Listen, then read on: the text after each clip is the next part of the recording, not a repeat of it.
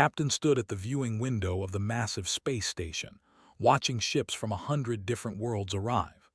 Apex Prime was the largest neutral station in the galaxy, and today it was packed with the minds from every corner of known space. They were all here for the same reason: to solve a mystery that had puzzled scientists for thousands of years. Everyone knew their name, everyone feared their memory. Adjusted his uniform and walked toward the main conference hall. His boots clicked against the metal floor as he passed groups of alien scientists chatting excitedly. He recognized several species: the tall, bird-like with their sharp eyes and sharper tongues, the blob-like who communicated through color changes, and the energetic who never seemed to stop moving. None of them paid much attention to him. Humans were still newcomers to the galactic community.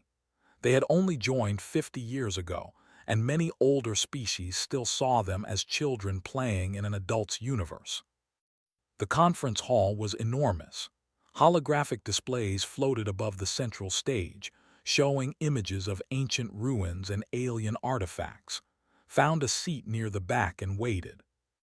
Doctor arrived a few minutes later, carrying a data pad and looking nervous. She was one of Earth's best, and she had spent the last 2 years studying remains. She spotted and sat beside him.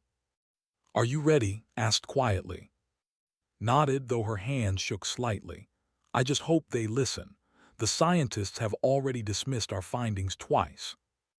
"They dismiss everyone's findings," said with a slight smile. "Don't take it personally." The lights dimmed and a name took the stage. He was massive, nearly 7 feet tall, with feathers that shimmered purple and gold. His voice boomed across the hall. "Welcome, colleagues, to the 15th Symposium on Ancient Civilizations. We gather today to discuss the most magnificent predator species ever known." Images appeared on the displays. Massive creatures with 6 limbs, bodies covered in natural armor that looked like dark metal, and compound eyes that glowed red even in death. They were beautiful in a terrifying way. Continued. They ruled their sector of space for over 3 million years. Their strength was unmatched. Their technology was advanced. Their weapons could destroy planets. And then, 50,000 years ago, they simply vanished. A murmur ran through the crowd. This was the mystery. No war had destroyed them. No plague markers existed in their remains. No cosmic disaster had struck their worlds. They had just disappeared. For the next hour, various scientists presented their theories. A scholar suggested internal conflict. A young researcher proposed environmental collapse. Each theory had evidence, but each had problems too. Finally, it was turn. She walked to the stage, her small human frame looking tiny compared to the aliens who had spoken before her. She activated her data pad, and new images appeared. "My team and I have been studying biology," she began. Her voice was steady now, professional.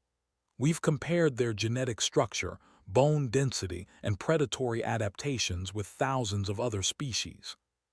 She showed charts and graphs. They were perfect hunters. Their eyes could see in 12 different spectrums. Their reflexes were 3 times faster than any modern species. Their exoskeleton could withstand temperatures from -200 to +500 degrees. They were built to kill. Nodded approvingly from his seat. "Yes, this confirms what we already know. They were supreme." Paused, "But here's what's interesting. We found something unusual in their final settlements. Changes in behavior patterns, unusual fortifications, signs of fear." Fear laughed. "The feared nothing." "The evidence suggests otherwise," replied calmly. She showed images of cities from their final years. "These walls weren't built to keep armies out. Look at the design. They were built to keep something small out, something that could slip through normal defenses." Another scientist, a slug-like creature from the system, spoke up. "Perhaps they faced a plague of some kind, small parasites." Shook her head. "We found no evidence of disease, but we did find something else." She displayed a new image, symbols carved into metal. These appear in their late-period ruins. Our translation is rough, but the symbols seem to mean the persistent ones or the tireless hunters. The room fell quiet. Watched the reactions carefully. The other scientists were interested but not convinced. They still didn't understand. After the presentations ended, scientists broke into smaller groups to discuss the findings and found a quiet corner. They didn't see it, said frustrated. Show me the genetic comparison again, said. The one you didn't present. Pulled up a file on her data pad. It showed DNA structure next to DNA from Earth creatures. Cave bears, saber-toothed cats, dire wolves, giant ground sloths. The patterns were similar, too similar. Felt his stomach tighten. Run one more comparison for me. Check the adaptations against Earth's megafauna extinction timeline. Why? Asked confused. Just do it, please. Worked on her data pad for several minutes. Her eyes grew wider as the results appeared. This doesn't make sense. The adaptations are almost identical to the apex predators that went extinct on Earth between 10,000 and 50,000 years ago. But that's just a coincidence, right? Convergent evolution. Stared at the data. His mind was racing. 50,000 years ago. The same time that disappeared. The same time humanity's ancestors were spreading across Earth, hunting with stone tools and fire, eliminating every large predator that stood in their way. He said slowly, I need you to do something for me. Don't ask why yet, just trust me. What? Compare hunting behavior with the hunting behavior of Earth's extinct apex predators. Look for patterns in how they died, how they were killed. Looked at him like he was crazy. You're not suggesting. I'm not suggesting anything yet, he interrupted. Just run the analysis, tonight, in private. She studied his face, seeing something there that worried her.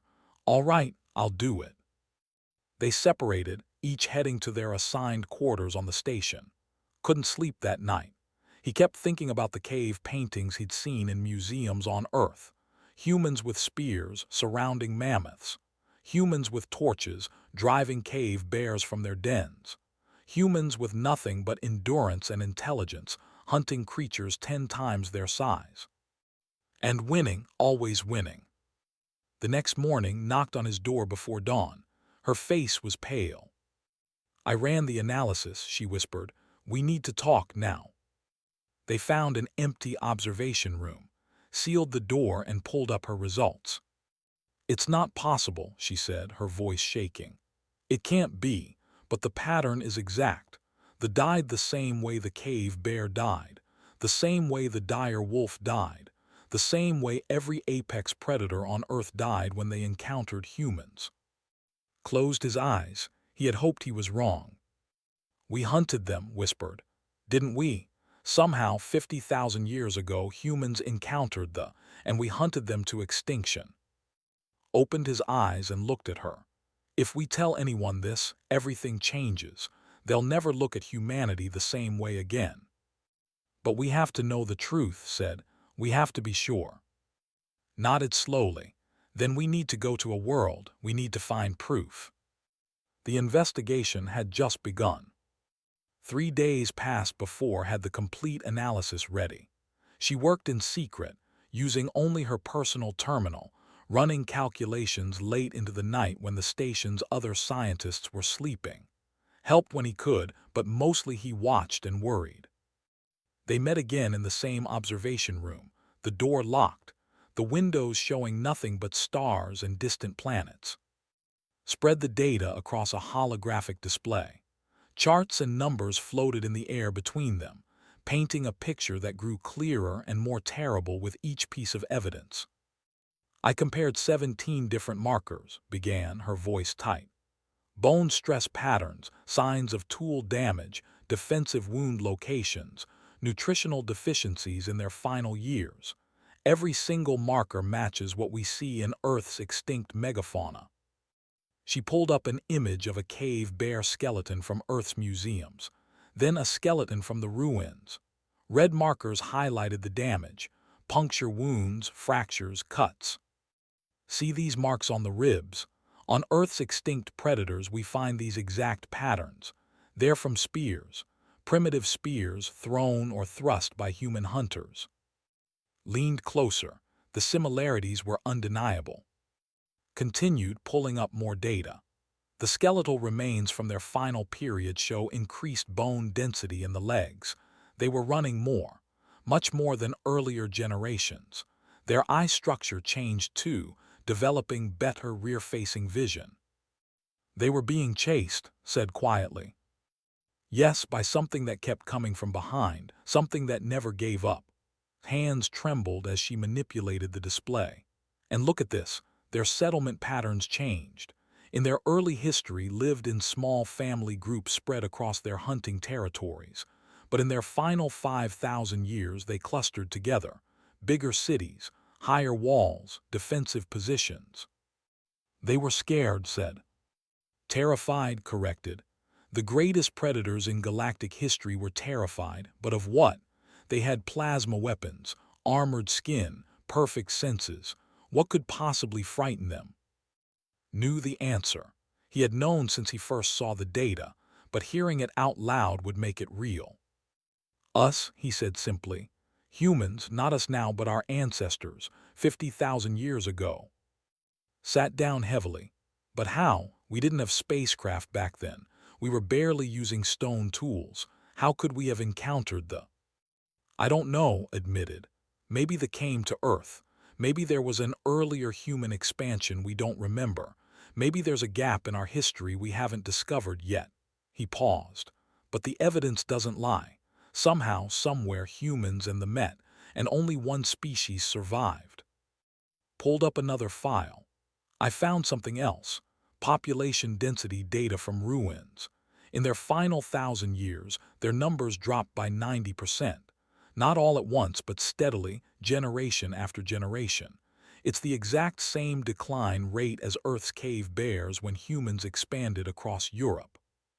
Persistence predation, said. The term felt heavy in his mouth. What? It's what humans evolved to do. Other predators on Earth were faster, stronger, had better claws or teeth. But humans could do something no other creature could. We could track prey for days.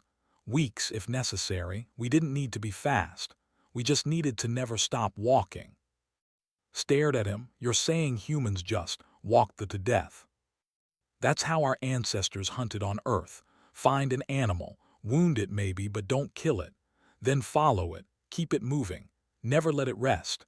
Chase it across plains, through forests, over mountains, for days, for weeks, until it collapsed from exhaustion. Then move in for the kill. That's horrifying, whispered. That's survival, replied. There were apex predators. They were built for short, explosive hunts. Chase prey, kill it quickly, rest. They weren't built for endurance. Humans were. We evolved in Africa's heat where persistence hunting worked because prey would overheat before we did. We can sweat. We can cool down while running. Most animals can't. Pulled up an image of a. They have no sweat glands. Their exoskeleton would trap heat. If something kept them moving in warm weather, they'd cook inside their own armor, finished, and they couldn't take it off. The room fell silent. Outside the window, a ship passed by, its lights blinking peacefully in the darkness. There's more, said finally. She pulled up a new file marked with human translation notes. I've been working on the language. The symbols I showed at the symposium, the ones that translate to persistent ones. I found more of them, lots more. They appear on buildings, on weapons, on what look like warning signs. She displayed the symbols and their translations. The small ones who never sleep. The soft hunters who walk forever. The creatures with no claws but tools for everything. The ones who speak to each other and hunt as one mind. Felt cold despite the warm room. These weren't just descriptions. They were warnings. They had been trying to warn each other about humans. When did these appear? He asked. Checked her notes. The earliest ones we've found are from about 52,000 years ago. The latest are from 48,000 years ago. Then, nothing. because that's when they disappeared. 4,000 years. That's how long it had taken. 4,000 years of being hunted, of running, of watching their numbers dwindle. 4,000 years of fear. We need physical proof, said. Translations and data comparisons won't be enough.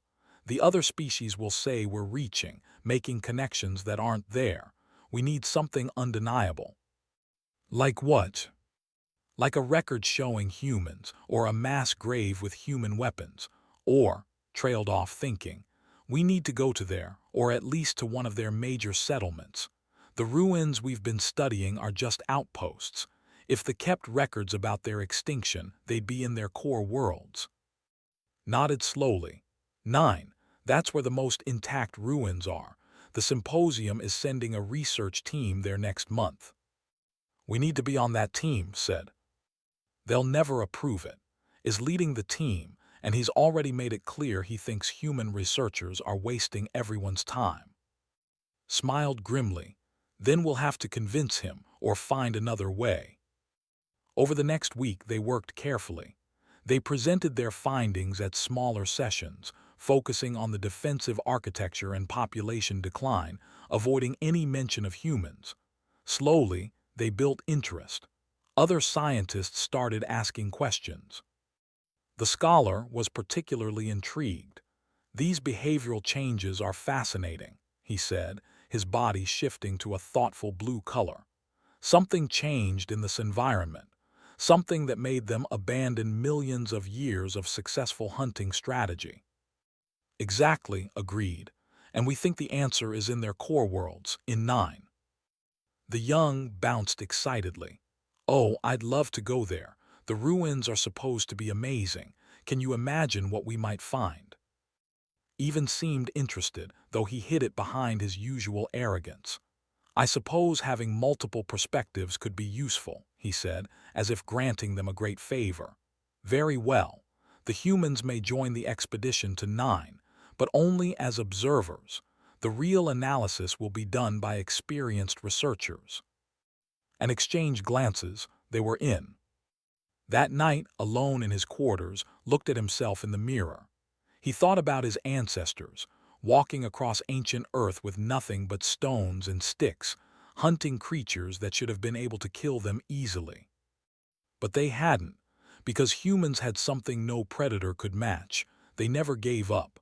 They never stopped. They just kept walking, kept hunting, kept pushing forward until everything in their path was gone. He wondered what the other species would think if they knew. If they understood that humanity's greatest strength wasn't intelligence or technology or even social cooperation. It was stubbornness, the simple, terrifying refusal to quit. They had learned that lesson 50,000 years ago. Soon the galaxy would learn it too. The journey to 9 took 2 weeks. The research ship Discovery carried 12 scientists from 6 different species, along with crew and equipment, and kept to themselves mostly, joined by 2 other humans, a linguist who specialized in dead languages, and a former soldier who now worked as a security specialist for archaeological expeditions. Was tall and muscular, with scars on her hands from years of combat training. She didn't talk much, but her eyes were always watching, always alert. Had requested her specifically. If they found what he thought they would find, they might need someone who understood violence. Was the opposite. Small, cheerful, constantly chattering about grammar structures and symbolic meanings. He was brilliant with languages, able to find patterns where others saw only random symbols. So what are we really looking for? Asked one evening, sitting with the others in their shared quarters. Glanced at the door, making sure it was sealed. Evidence that humans caused the extinction. His eyebrows shot up. Humans, but we didn't even have space travel 50,000 years ago. We know, said, that's part of the mystery. Leaned back in her chair, her expression thoughtful. I studied extinct predators during my military training. We learned about humanity's hunting history, if they were like Earth's apex predators. She paused. They never stood a chance, did they? We don't know for sure yet, said. That's why we need proof. 9 appeared on the day later. It was a world, cold and dry, with ruins visible even from orbit. Massive structures dotted the planet's surface, metal towers that had stood for 50,000 years without rusting or falling. The ship landed near the largest city, immediately took charge, organizing teams and assigning search areas. He sent teams to the outskirts, to smaller buildings that had already been partially explored. "Try not to contaminate anything," said dismissively. "Leave the important work to those who know what they're doing." Smiled politely and led his team away. The ruins were incredible up close. The buildings were made of a metal ceramic composite that felt warm to the touch, as if it still held heat from the long dead who had built it. Doorways were 10 feet tall. Stairs were built for 6-limbed climbers. Everything was wrong for human proportions, built for creatures that were larger, stronger, designed differently. "This is creepy," muttered, running his scanner over a wall covered in symbols. "It feels like they just left yesterday." "In geological terms they did," replied. 50,000 years is nothing." They split up, searching different buildings. Found what looked like a dwelling, rooms with sleeping platforms, storage areas, signs of family life. He saw where small must have played, where adults had worked, where they had eaten and lived and dreamed. Then he found the scratches on the walls. They were deep gouges in the metal, made by something sharp and strong. Claws, probably, but it was what they depicted that makes blood run cold. Stick figures, dozens of them scratched into the wall in frantic, overlapping lines. Small figures with 2 legs and 2 arms carrying long objects, spears, maybe, or clubs. The figures surrounded a much larger shape. It was a child's drawing. A child had scratched this into the wall, showing what they had seen or heard about. The small creatures that hunted their people. His voice crackled over the communicator. "You need to see this. Building 7, lower level." Ran. The building was a short distance away, half buried in sand. He found stairs leading down, lit by portable lights. She stood in a large underground room, and she wasn't alone. Bones, thousands of them. Skeletons piled together in a mass grave. "I did a preliminary scan," said, her voice steady despite the horror around them. "These aren't battle casualties. There's no plasma burns, no explosive damage, just—" She knelt beside one skeleton, pointing to marks on the bones. "These." Bent down to look. Small puncture wounds, fractures from blunt impacts, cut marks from sharp edges. "Primitive weapons," said. "Someone killed these with spears, clubs, and knives. Hundreds of them." Arrived out of breath, she saw the bones and stopped, her hand covering her mouth. Came last. He looked at the room and said something in Korean that didn't quite catch, but the tone was clear enough. "How many?" asked. Checked her scanner. At least 3,000 individuals, all killed within a short time period judging by the decay patterns. This was a massacre. They worked for hours, documenting everything. The bones told a story. Most of the had died from exhaustion and dehydration before being killed. Their leg bones showed extreme stress. They had been running for days, maybe weeks. "Persistence hunting," whispered, "just like we thought." Was examining the walls when he suddenly called out, "Here, there's writing." They gathered around.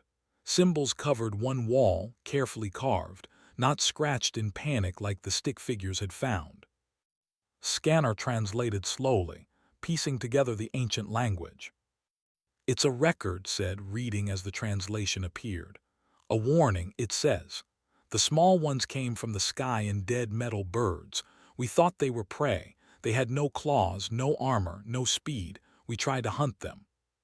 He paused, adjusting the scanner. "They ran, we chased. We caught one and killed it. More came, always more. They followed us. We ran to the water, they built rafts. We ran to the mountains, they climbed. We ran to the cold lands, they made fire." Felt sick. Continued reading. "We stopped to rest. They did not stop. We stopped to sleep. They took turns walking. We stopped to eat. They ate while walking. We tried to hide. They tracked our scent, our footprints, our broken plants. We tried to fight. They had tools for everything. They thought of things we never imagined. The translation paused, tapped the scanner, and it continued. Our elders say to run to the fortified cities. We ran, so many of us, but the small ones followed, always behind us, always walking, never stopping.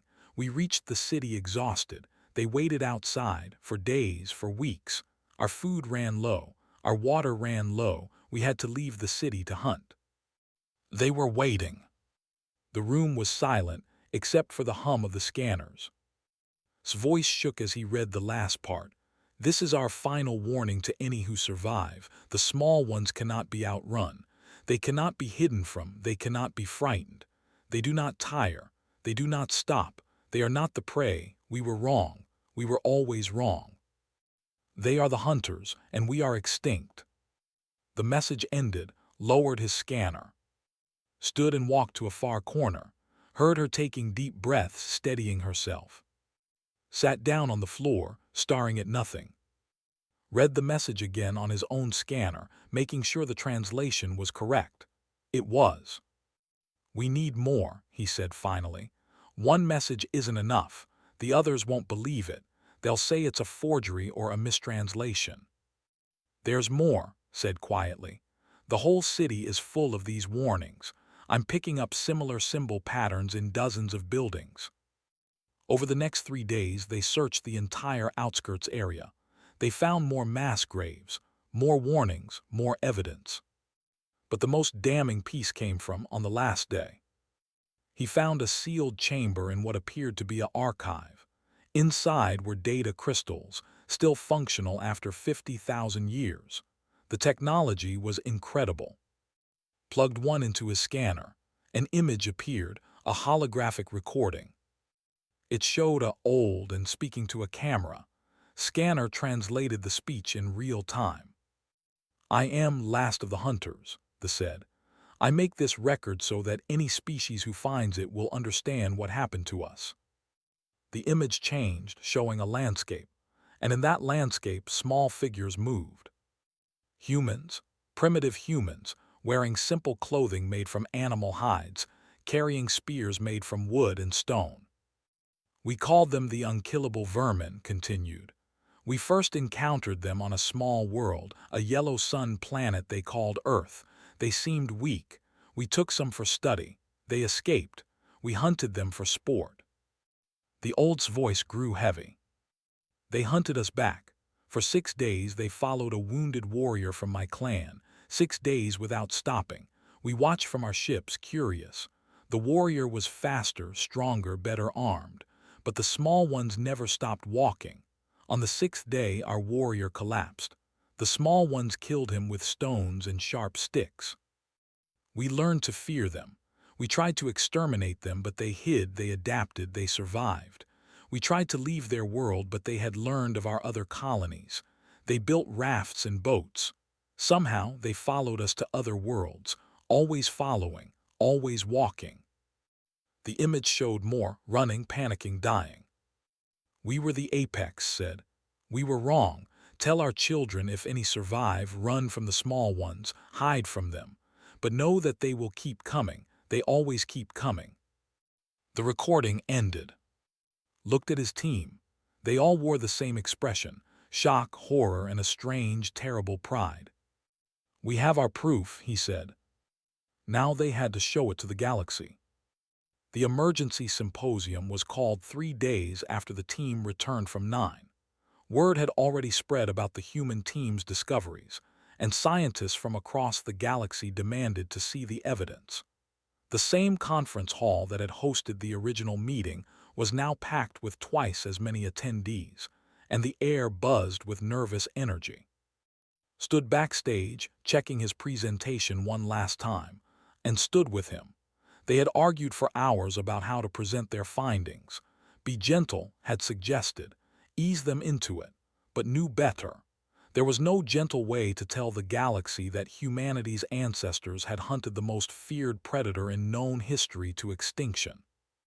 Are you ready? Asked. Nodded, he wasn't, but it didn't matter.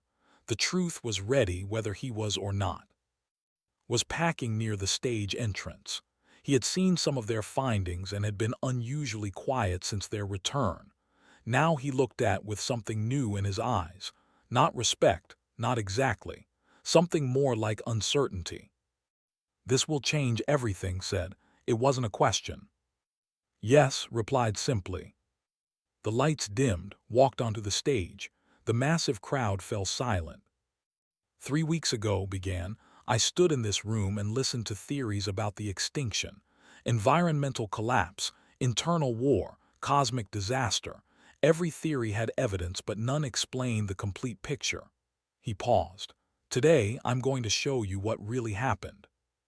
The first holographic display appeared, the mass grave from 9. Gasps echoed through the hall. "We found this on 9, continued. 3,000 killed with primitive weapons, spears, clubs, stone knives. Their bones show they died from exhaustion before being killed. They had been running for days, possibly weeks." Another image appeared. The symbols had translated.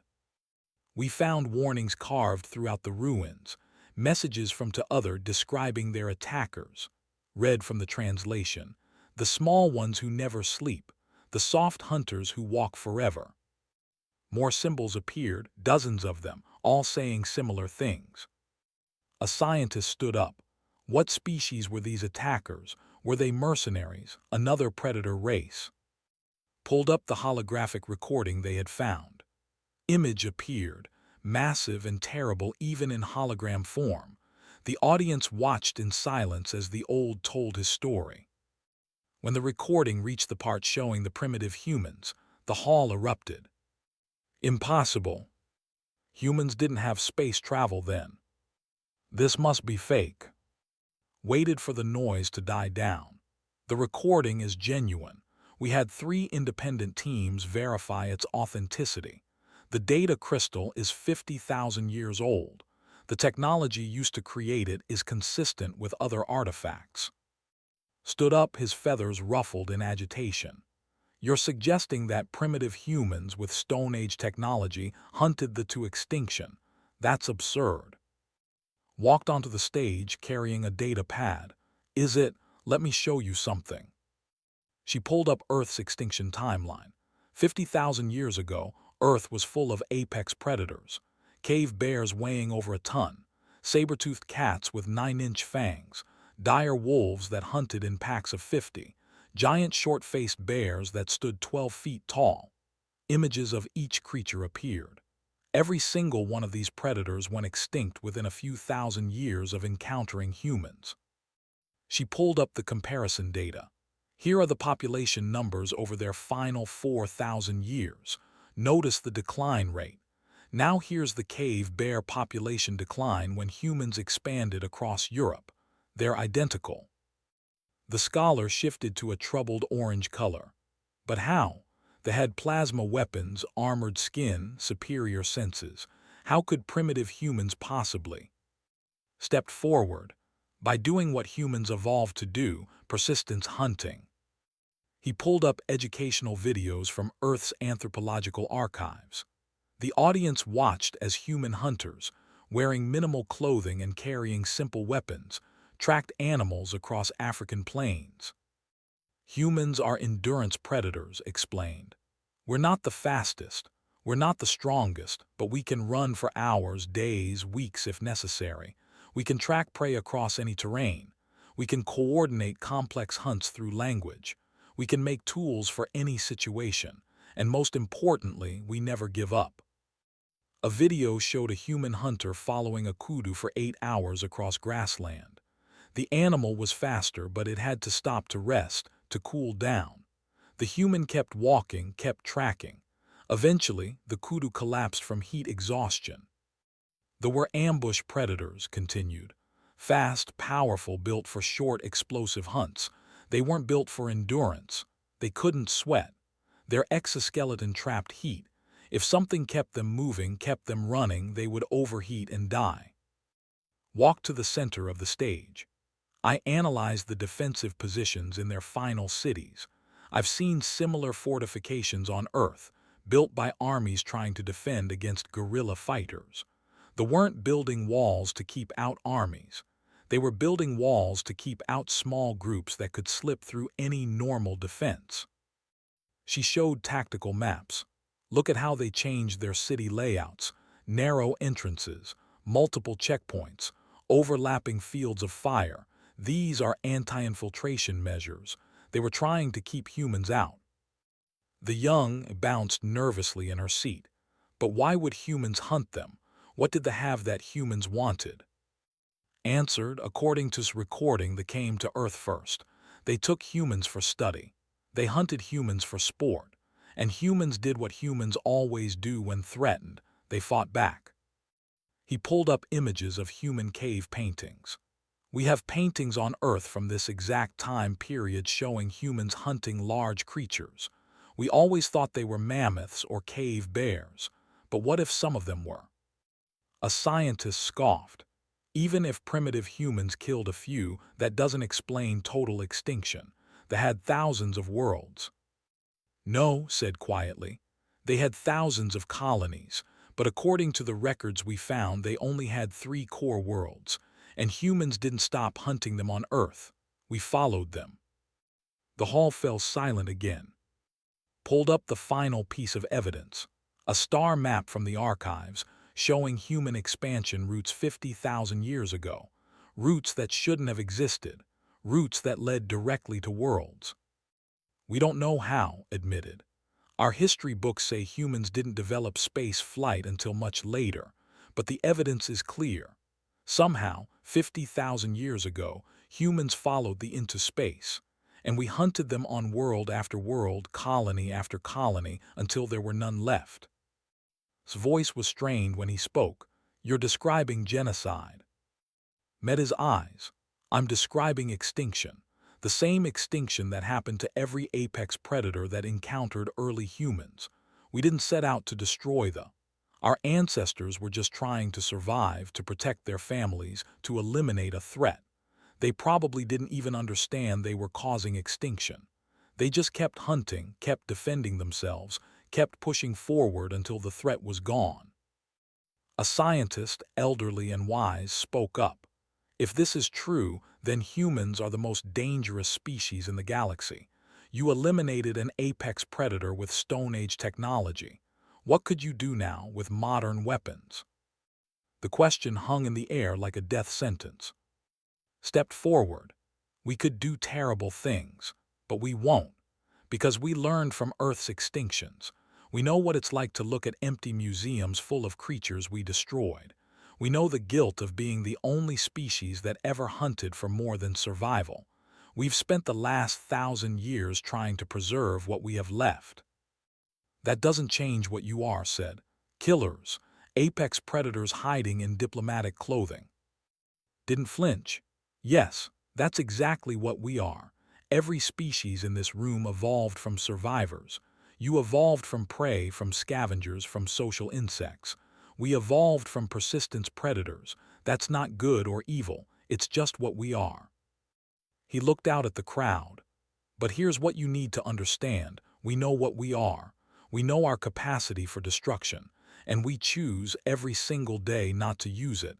That's what makes us civilized. The symposium dissolved into chaos after that. Some scientists wanted humans quarantined immediately. Others argued that ancient history shouldn't define current policy. Arguments broke out across the hall. And his team left quietly. They had done what they came to do. The truth was out. In their quarters that night, they sat in exhausted silence. What happens now? Asked finally. Now, said, the galaxy decides what to do with the species that killed the unkillable. Outside their window, ships were already leaving. The news was spreading. Every world, every species, every government would soon know. Humanity's greatest weapon wasn't technology. It was the simple, terrifying refusal to stop walking. 6 weeks after the revelation at Apex Prime, Captain stood in a shuttle heading toward the Galactic Council headquarters. The massive station orbited a neutral star at the exact center of known space, a place where all species were supposed to be equal. He wasn't alone. Dr. Wu sat beside him, reviewing notes on a data pad. She was an evolutionary biologist, one of Earth's leading experts on human development. She had been pulled from her research to help explain humanity to the galaxy. Commander sat across from them, wearing her dress uniform, medals gleaming on her chest. She represented Earth's military forces, though suspected her presence was more symbolic than practical. The galaxy needed to see that humans had warriors, that they understood their own capacity for violence. The shuttle docked. They were met by council guards, soldiers with plasma rifles, though the weapons were held loosely, ceremonially. Still, noticed how the guards watched the humans with new wariness. The council chamber was enormous, with seats arranged in concentric circles around a central platform. Representatives from 200 species filled the room. Recognized many of them from the symposium, but there were new faces too: government officials, military commanders, spiritual leaders. This wasn't a scientific debate anymore. This was a trial. The council speaker, unnamed, shifted to a formal purple color and began. We have called this emergency session to address the revelations about humanity's role in the extinction. Captain, Dr. Wu, Commander, you have been summoned to answer questions and to help the Council determine humanity's place in the galactic community. Stood, we're ready. The questioning began immediately. A counselor, her voice sharp with fear, demanded, "Is it true that your ancestors hunted to extinction with primitive weapons?" "Yes," answered. "The evidence supports this conclusion." A general stood. "How many worlds did your ancestors attack?" "We don't know the full extent," admitted. "Our historical records from that period are incomplete. We know of at least 20 worlds where human and remains have been found together." A murmur ran through the chamber. A philosopher asked more gently, "Did your ancestors understand what they were doing? Did they know they were causing extinction?" Dr. Wu stood to answer this one. Probably not. Early humans didn't think in terms of species preservation or extinction. They thought in terms of survival. There were predators that hunted humans. Our ancestors fought back using the only advantages they had: endurance, cooperation, and adaptability. She pulled up a holographic display showing human evolutionary history. Humans evolved on a world full of predators: lions, leopards, hyenas, crocodiles, snakes. We weren't the strongest or the fastest. We survived by being smart and stubborn, by working together, by never giving up. The display showed primitive humans, small and vulnerable, facing massive predators. Every human alive today is descended from people who survived against impossible odds. That shaped us. It made us into persistence predators, yes, but it also made us into problem solvers, into cooperators, into a species that adapts to any challenge. Stood from his seat. He looked older than remembered, as if the revelation had aged him. You speak of survival and adaptation, but they also fought for survival. They were magnificent predators who ruled their territory for millions of years. Your ancestors destroyed them in mere thousands of years. How is that not genocide? Stood this time, her military bearing obvious. Because genocide requires intent. It requires a deliberate plan to destroy a species. Our ancestors didn't have that. They had survival instinct and defensive action. She paused. But I won't stand here and say they were innocent. They weren't. They were brutal, efficient hunters who eliminated every large predator that threatened them. That's what we evolved from. "And that doesn't frighten you?" asked, "knowing what your species is capable of?" "It terrifies me," said honestly, "every day. But it also drives me to be better, to choose restraint, to use our abilities for protection instead of destruction." Shifted to a thoughtful blue. That brings us to the central question. If primitive humans with stone spears could eliminate what could modern humans do with plasma weapons and spacecraft? The chamber fell silent. Spoke clearly. We could eliminate any species we wanted to. We have the capability, the endurance, the coordination, the adaptability. She let that sink in. But we won't. How can we trust that? A counselor demanded. Wu answered, because we've been through this before. On Earth, humans hunted dozens of species to extinction before we even realized what we were doing. Mammoths, giant sloths, cave bears, passenger pigeons, dodos, countless others. Each extinction taught us a lesson. We learned that being the ultimate predator doesn't mean we should use that power. She pulled up images of Earth's conservation efforts. For the last 1,000 years, we've dedicated enormous resources to preserving what remains. We've brought species back from the brink of extinction. We've restored habitats. We've learned to share our world with other life, not dominate it. Because you ran out of things to kill? Asked bitterly. Because we learned to care, Wu replied gently. Because we developed empathy and foresight. Because we realized that a world full of life is more valuable than a world conquered. A young counselor asked, but how do we know you won't change, that you won't decide to hunt again? Stepped forward. You can't. There's no guarantee we can give that would satisfy everyone in this room. He looked around the chamber. But here's what I can tell you. Every human knows their own history. We teach it to our children. We show them the museums full of extinct animals. We make sure they understand what we're capable of. He pulled up an image, a human child looking at a reconstructed mammoth skeleton in a museum. We remember. We make sure we never forget, because forgetting would be the most dangerous thing we could do. Added, and we've built our entire society around restraint.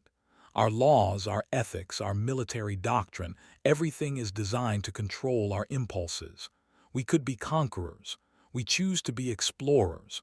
We could be exterminators. We choose to be preservers.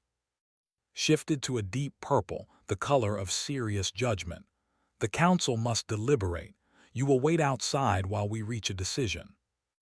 Wu and left the chamber and entered a waiting room. Hours passed. They didn't talk much. There was nothing left to say. Finally, they were called back in. Spoke, the council has reached a decision. By a vote of 147 to 53, humanity will remain in the galactic community.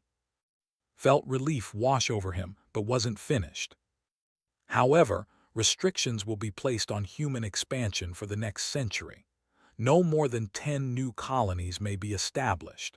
Human military forces will be monitored by council observers, and all human archaeological teams must include non-human supervisors. It could have been worse, much worse. We accept these terms, said formally. Stood, I have one more question, for my own understanding. He looked at, if the had not come to Earth had not hunted your ancestors, would humans have evolved differently? Considered this. Maybe, we'll never know, but I think the capacity for persistence was always in us. The just brought it out. A elder spoke up, her voice wavering with age. Perhaps that is the lesson here. Every species has darkness in their past. They were not innocent victims. They were apex predators who hunted other species for millions of years.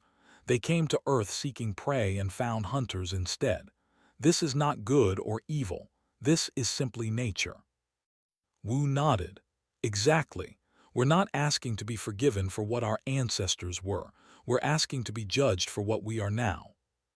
The session ended. The council dispersed. Some species would never trust humans, knew. They would always see the persistent predator hiding behind diplomatic smiles, but others would judge humans by their actions, not their ancestry. On the shuttle ride home, asked, do you think we did the right thing, telling them the truth? We didn't have a choice, replied. The evidence was there. Someone would have figured it out eventually. Better that we controlled the narrative. Wu looked out the window at the passing stars. I wonder what they would think if they could see us now. The creatures that hunted them, trying so hard to be peaceful. Maybe they'd understand, said. Maybe they'd respect that we're trying to be more than just predators. 3 months later, received a message from an unexpected source, had requested a private communication. When answered, he found the looking older but calmer. "I've been studying human history," said without preamble. "Your wars, your violence, but also your art, your compassion, your constant struggle to be better than you were. I wanted to hate you for what your ancestors did, but I find I cannot." "Why not?" asked. "Because they would have done the same. If our positions had been reversed, if they had encountered a species threatening them, they would have hunted that species to extinction without hesitation. They did it to dozens of other species." Paused. "Your ancestors were just better at it." Didn't know what to say. Continued.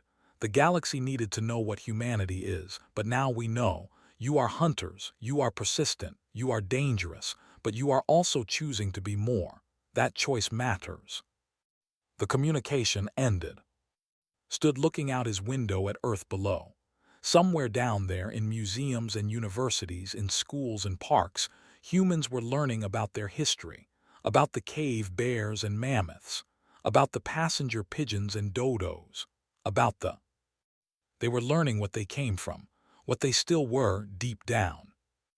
And they were choosing, every day, to be something better. A final discovery was made on 9 a year later. Found a sealed vault in the deepest part of the ruins. Inside was one last message from the, carved in metal meant to last forever. It read, "To whoever finds this, we were the apex. We were the hunters. We ruled for millions of years. Then came the small ones who never stopped walking. We fought. We ran. We died. This is our final message. If you ever encounter them, do not make them your enemy. Do not hunt them. Do not threaten them, because they will keep coming. They will never stop. And when they are done walking, you will be extinct." Below that, in smaller letters, was one more line. "But if they offer friendship, take it. For a species that can hunt like that, yet chooses peace, is rare and precious. We wish we had learned that sooner." The message was dated to the very last year of the civilization. Had a copy made and hung in his office. A reminder of what humans were, what they had been, and what they chose to be. The galaxy had learned the truth about humanity, and humanity had learned the truth about itself. Now they would see what came next.